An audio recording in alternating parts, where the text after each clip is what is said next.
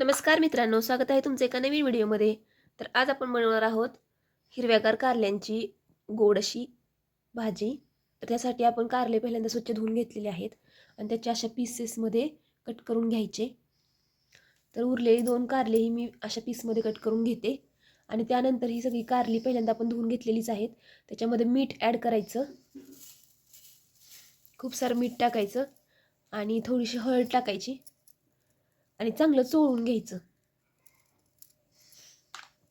दोन्ही मीठ आणि हळद चांगली त्या कारल्यांना व्यवस्थित लागली पाहिजे, अशी व्यवस्थित चोळून घ्यायची, जेणेकरून त्या मिठाचं त्या कारल्यांना पाणी सुटतं अशा. आणि ते 10-15 मिनटं भिजत ठेवायचे सगळे पीसेसमध्ये कट केलेले. तर माझी उरलेली 2 कारले आहेत ती पीसमध्ये कट करून या मिठाच्या आणि हळदीच्या ह्याच्यामध्ये मिश्रणात मिक्स करून 10 ते 15 मिनटं भिजत ठेवते आणि नंतर तुम्हाला दाखवते.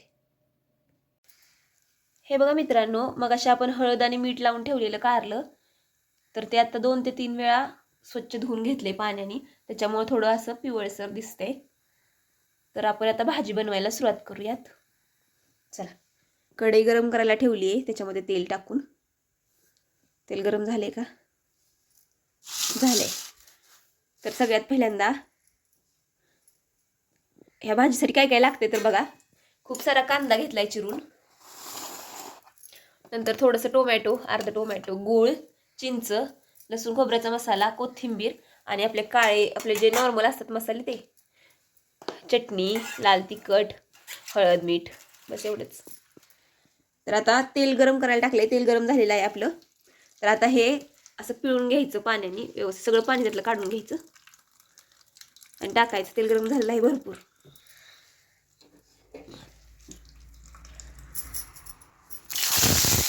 अरे बापरे,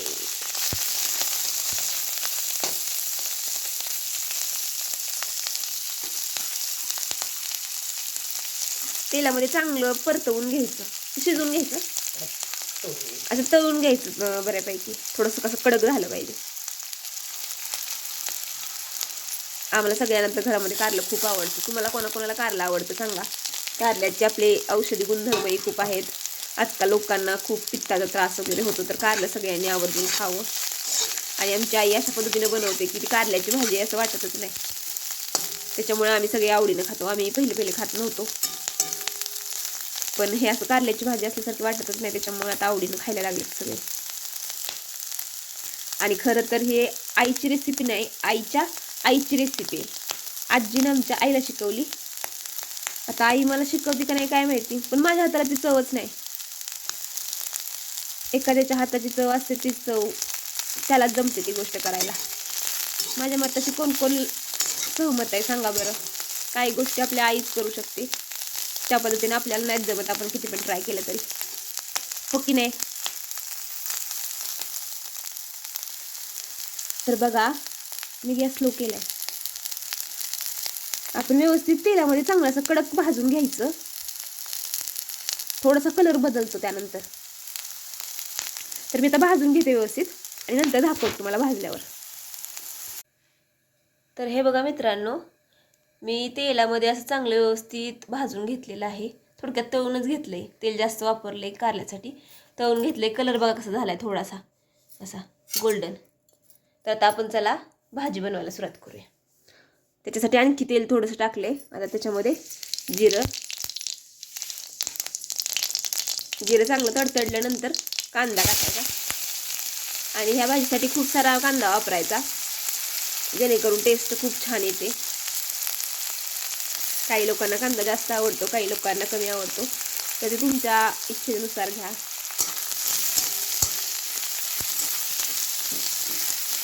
कांदा थोडासा ब्राऊन झाला की नंतर आपण वरून बाकीच्या स्टेप करूया पुढचा.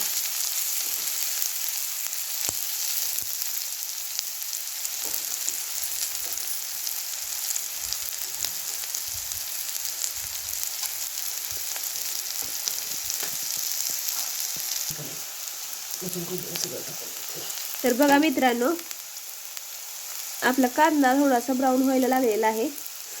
तर ह्याच्यामध्ये आता थोडंसं मीठ ॲड करूया आपण.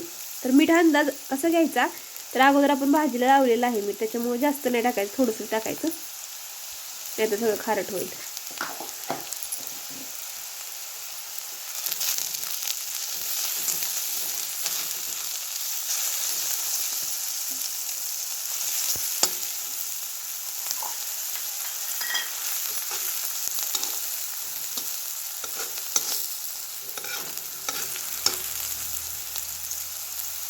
ह्याला पण तेल खूप लागतं.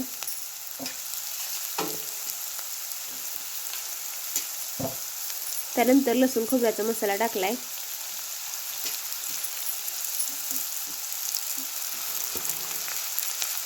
तो भाजून घ्यायचा व्यवस्थित. असा वास यायला लागला की मग भाजला म्हणायचं.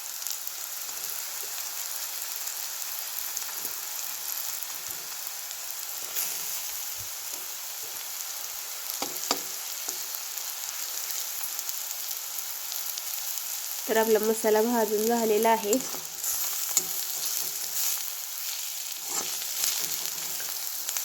त्यानंतर ह्याच्यामध्ये आता आपण चिंच कशी ॲड करायची, चिंच टाकतोय थोडीशी.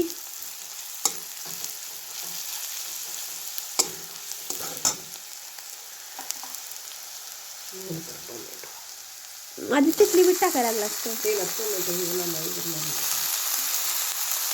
अगोदर टोमॅटो टाकले.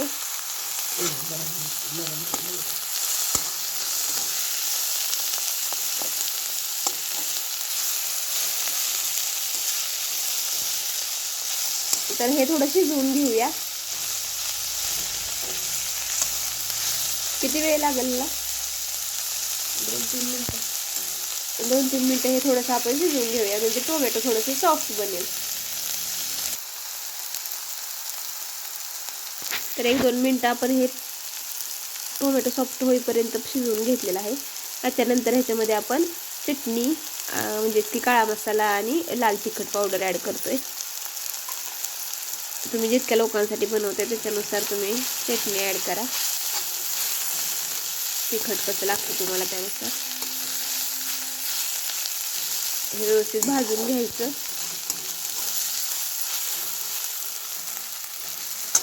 आणि त्याच्यानंतर आपण जो तळून घेतलेलं होतं कारले ते ॲड करायचे.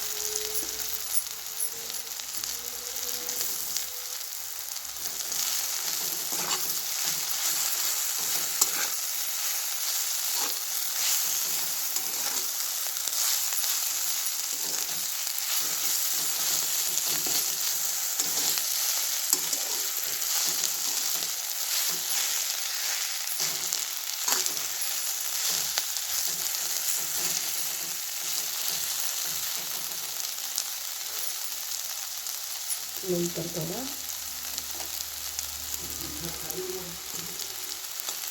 वरून थोडासा गूळ ॲड केलेला आहे.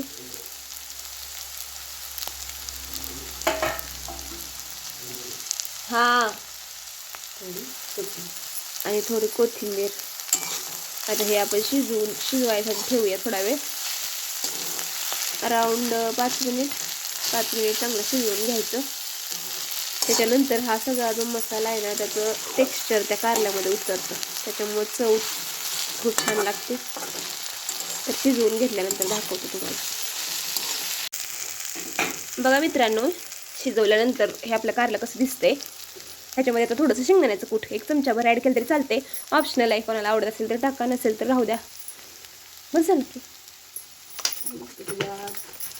शेंगदाण्याचं कूट ॲड केलं. आता राहिलेली कोथिंबीर ॲड करूया. या वरनं जरा गार्निशिंगसाठी प्लेट तयार करताना कोथिंबीर ॲड केली तरी चालते. ऑलमोस्ट आपलं कारलं रेडी आहे. 2 मिनिटं ठेवूया. आता कूट टाकले त्याच्यामुळं वाफलवायला. तर आपलं कारलं असं रेडी आहे. खूप छान असा वास येतोय. तर या सगळ्यांनी खायला. आणि तुम्हाला आपले व्हिडिओज कसे वाटतात ते सांगा कमेंटमध्ये. पुन्हा भेटू अशाच नवीन एका व्हिडिओमध्ये. तोपर्यंत लाईक शेअर सबस्क्राईब करा. Take care. Bye bye.